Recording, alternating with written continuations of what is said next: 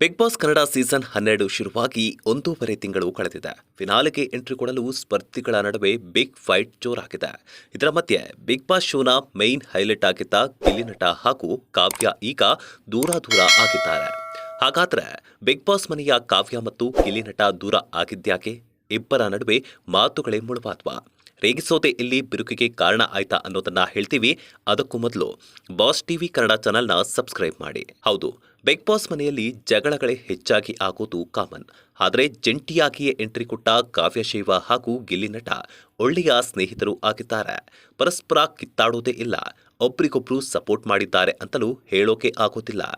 ಹಿಂದೆ ಮುಂದೆ ಅಂತ ನೋಡದೆ ಗಿಲ್ಲಿ ನಟ ಇಲ್ಲಿ ಕಾವ್ಯರನ್ನ ರೇಗಿಸೋದು ಇದೆ. ಆದರೆ ಅದ್ಯಾಕೋ ಕಾವ್ಯಗೆ ಅದು ಸಾಕಾಗಿ ಹೋಗಿದೆ. ಮಾತನಾಡಿಸೋ, ಆದರೆ ರೇಗಿಸಬೇಡ ಅಂತಲೇ ಕಾವ್ಯ ಗಿಲ್ಲಿಗೆ ಹೇಳಿದ್ದಾರೆ.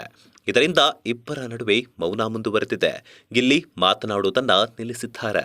ಗಿಲ್ಲಿ ನಟ ಮತ್ತು ಕಾವ್ಯ ಶೈವ ನಡುವೆ ಏನಾದ್ರೂ ಇದೆಯಾ?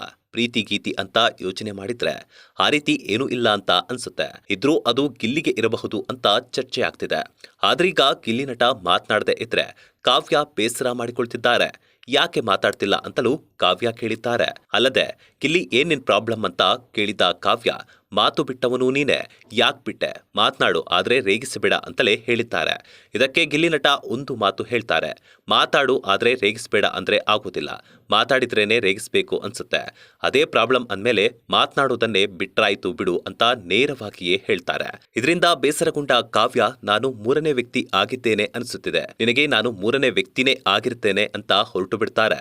ಹಿಂದೆ ಗಿಲ್ಲಿನೂ ಕೂಡ ಎದ್ದು ಹೊರಡುತ್ತಾರೆ. ಸದ್ಯ ಕಾವ್ಯ ಹಾಗೂ ಗಿಲ್ಲಿ ಬಾಂಡಿಂಗ್ ಮುರಿದು ಬಿದ್ದಂತಿದೆ. ಇಬ್ಬರು ಒಬ್ಬರಿಗೊಬ್ಬರು ಮಾತು ಬಿಟ್ಟಿದ್ದಾರೆ. ಅದು ಸುಮ್ಮನೆ ಮಾತು ಬಿಟ್ಟಿಲ್ಲ, ಯಾಕೆ ಮಾತನಾಡ್ತಿಲ್ಲ ಅನ್ನೋ ವಿಚಾರಕ್ಕೆ ಬೇಸರಗೊಂಡು ದೂರ ಆಗಿದ್ದಾರೆ. ಇದು ಸ್ನೇಹನ ಪ್ರೀತಿನ ಅಂತ ಬಿಗ್ ಬಾಸ್ ಅಭಿಮಾನಿಗಳು ಪ್ರಶ್ನಿಸುತ್ತಿದ್ದಾರೆ. Bureau report, Boss TV Kannada.